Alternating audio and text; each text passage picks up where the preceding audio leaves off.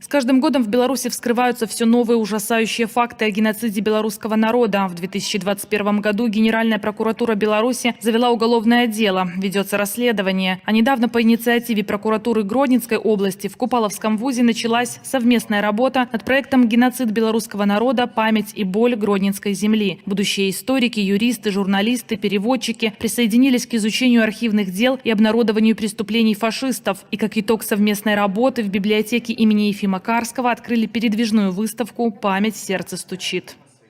Ребята могли самостоятельно изучить те материалы, которые на сегодняшний день уже наработаны следствием, подержать в руках реальные архивные документы, почитать их, увидеть реальные фото-видеохроники, пообщаться с еще живыми очевидцами и свидетелями тех страшных событий.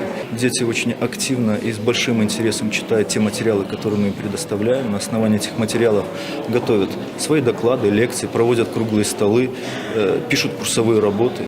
Студенты-купаловцы впечатлились и сами предложили создать подобную выставку. Здесь представлены фотоматериалы и документы. Они показывают трагедию, которую пережил наш народ. Здесь кадры разрушенного Гродно, сожженные белорусские деревни и страдания наших людей. Пока память будет жива в подобных проектах, митингах, реквиемах, можно с уверенностью утверждать, что эти фотокарточки больше никогда не станут реальностью.